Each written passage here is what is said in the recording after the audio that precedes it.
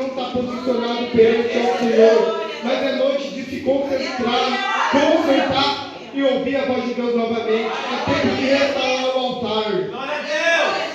E o mais interessante nisso é que o texto vai dizer que Ezequiel não conseguiu levantar por vontade própria, mas o Espírito de Deus veio sobre ele e colocou-se de pé.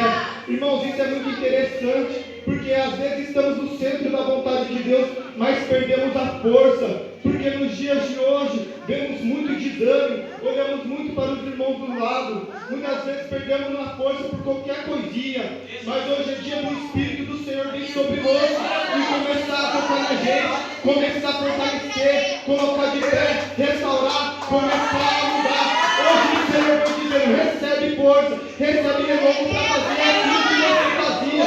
Alguém falou para você, desiste, entrega, mas Deus está falando, hoje te dou força para você continuar fazendo aquilo que coloquei nas tuas mãos.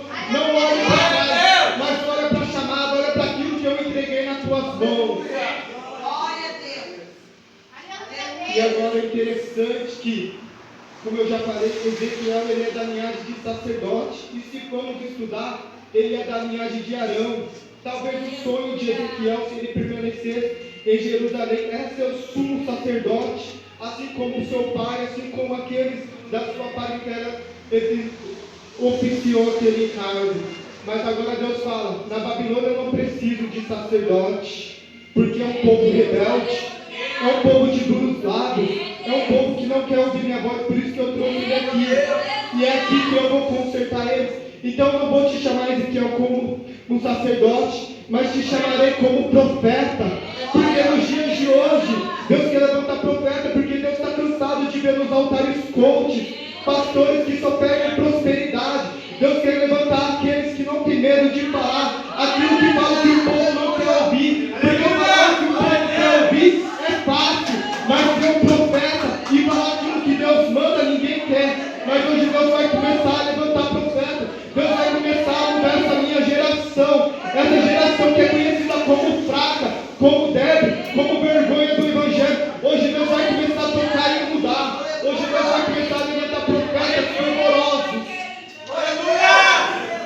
E o que é mais interessante é que no final do capítulo 2, para confirmar o ministério profético de Ezequiel, Deus vai dizer: você precisa comer desse rolo. E não era um rolo comum, era um rolo escrito por dentro e por fora, mas não qualquer palavras, mas palavras reais, lamentações, suspiros, palavras que muitas das vezes o povo não quer ouvir. Muitas vezes rejeitamos isso, mas temos que entender que a Bíblia sempre vai ter palavras de ai, de suspiro, porque nunca foi fácil o Evangelho, nunca foi fácil levar a mensagem do Senhor. E Deus está dizendo para pessoas aqui que quer pregar, quer levar a minha palavra, você tem que comer desse rolo assim como Ezequiel. Mas Deus, só tem genealogia, Deus, essa palavra me confronta, Deus. Não tenho força para ler, mas Deus está falando, quer que o chamado se cumpra? Começa a ler, começa de Gênesis Apocalipse, começa de Mateus Apocalipse, mas leia, não está entendendo? Leia, que um dia você vai entender, um dia Deus vai te dar sabedoria. Mas temos que comer dessa palavra, porque Deus não levanta profetas se o profeta não comer da palavra, porque Deus chama o profeta e dá a palavra Deus já nos deu, então temos que fazer uso dela, e só fazemos uso quando lemos. E é nesse contexto que Ezequiel é chamado por Deus.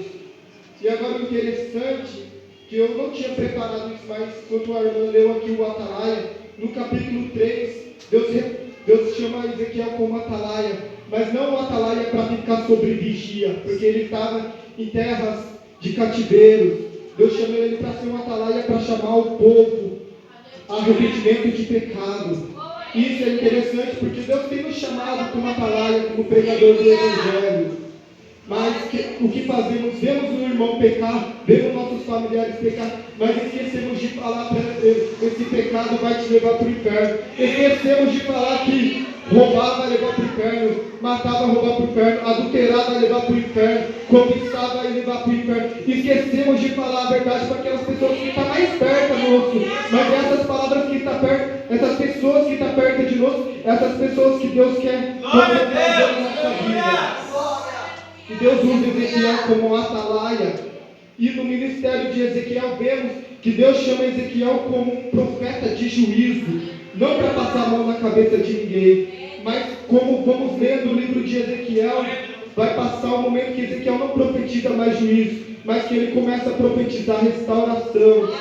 E o interessante é que Ezequiel ele profetiza, e as profetizações de Ezequiel, Deus usa ele através de parábolas e de palavras simbólicas, assim como vemos no capítulo 24, que é uma simbologia na vida de Ezequiel para o povo de Israel. E isso é muito interessante porque o capítulo 24, no verso 15, vai começar dizendo: veio a minha palavra do Senhor. E o que o Senhor fala para ele, não fala algo que agrada a ele. Talvez essa era a única notícia que Ezequiel queria ouvir. E o Senhor fala: tirarei a delícia dos teus olhos. Em outra palavra, vou tirar o que você mais gosta. E se passamos para viver essa palavra, será que Deus fala: vou tirar o que você mais gosta? Estamos prontos para renunciar a isso? Porque queremos viver a plenitude do Evangelho. Queremos tomar posse de todas as bênçãos. Queremos que a promessa cumpra na nossa vida. Mas o Senhor está falando: rejeita essas amizades, rejeita esses convites, muda de vida, muda de direção, para fazer isso que não me agrada. Você sabe que isso está fazendo você sair do centro da minha vontade. E é interessante isso.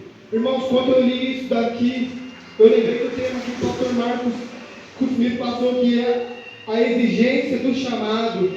E quando eu li isso, o Senhor falou: